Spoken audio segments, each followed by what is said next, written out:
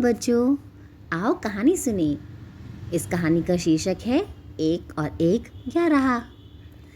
एक बार की बात है कि वन नगरी के घने जंगल में एक उन्मत्त हाथी ने भारी उत्पात मचा रखा था। वह अपनी ताकत के नशे में चूर होने के कारण किसी को कुछ नहीं समझता था। वन नगरी में ही एक पेड़ पर एक चिड़िया व चिड़े का छोटा सा सुखी संसार था। चिड़िया अंडों पर बैठी नन्हे नन्हे प्यारे बच्चों के निकलने के सुनहरे सपने देखती रही। एक दिन क्रूर हाथी गरजता चिंगारता पेड़ों को तोड़ता मरोड़ता उसी ओर आया। देखते ही देखते उसने चिड़िया के घोंसले वाला पेड़ भी तोड़ डाला। घोंसला नीचे आ गिरा, अंडे टूट गए, ऊपर से हाथी का पैर उस पर पड़ा। चिड़िया और चिड़ा चीखने चिल्लाने के सिवा और कुछ ना कर सके। हाथी के जाने के बाद चिड़िया छाती पीट पीट कर रोने लगी। तभी वहाँ कठफोड़वी आई। वह चिड़िया की अच्छी मित्र थी। कठफोड़वी ने उनके रोने का कारण पूछा तो चिड़िया ने अपनी सारी कहानी कह डाली। कठफोड़वी बोली, इस प्रकार गम में डूबे रहने से कुछ नहीं होगा।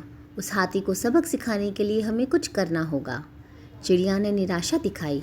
हम छोटे मोटे जीव उस बलशाली हाथी से कैसे टक्कर ले सकते हैं? कठफोड़वी ने समझाया, एक और एक मिलकर 11 बनते हैं। हम अपनी शक्तियाँ जोड़ेंगे। कैसे? चिड़िया ने पूछा। मेरा एक मित्र व्यांक नामक भंवरा है, हमें उससे सलाह लेना चाहिए। चिड़िया और कठफोड़वी भंवरे से मिली। भंवरा गुनगुनाया, यह तो बहुत बुरा हुआ। मेरा एक मेंढक मित्र है, आओ उससे सहायता मांगे। अब तीनों उस सरोवर के किनारे पहुँचे जहाँ वह मेंढक रहता था। भंवरे ने सारी समस्या बताई। मेंढक भर्राए स्वर में बोला, आप लोग धैर्य से ज़रा मेरी यहीं प्रतीक्षा करें, मैं गहरे पानी में बैठकर सोचता हूँ। ऐसा कहकर मेंढक जल में कूद गया। आधे घंटे बाद वह पानी से बाहर आया तो उसकी आंखें चमक रही थीं। वह बोला, दोस्तों, उस हत्यारे हाथी को नष्ट करने की मेरे दिमाग में एक बड़ी अच्छी योजना आई है। उसमें सभी का योगदान होगा। मेंढक ने जैसे ही अपनी योजना बताई, सब खुशी से उछल पड़े। योजना सचमुच ही अद्भुत थी। मेंढक ने दोबारा बारी बारी सबको अपना अपना रोल समझाया। कुछ ही दूर वह उन्मत्त हाथी तोड़फोड़ मचाकर व पेट भरकर कोपलों वाली शाखाएं खाकर मस्ती में खड़ा झूम रहा था। पहला काम भंवरे का था। वह हाथी के कानों के पास जाकर मधुर राग गुंजाने लगा। राग सुनकर हाथी मस्त होकर आंखें बंद करके झूमने लगा। तभी कठफोड़वी ने अपना काम कर दिखाया। वह आई और अपनी सुई जैसी नुकीली चोंच से उसने तेजी से हाथी की दोनों आंखें बींध डाली। हाथी की आंखें फूट गईं। वह तड़पता हुआ अंधा होकर इधर उधर भागने लगा। जैसे जैसे समय बीतता जा रहा था, हाथी का क्रोध बढ़ता जा रहा था। आँखों से नज़र न आने के कारण ठोकरों और टक्करों से शरीर जख्मी होता जा रहा था। जख्म उसे और चिल्लाने पर मजबूर कर रहे थे।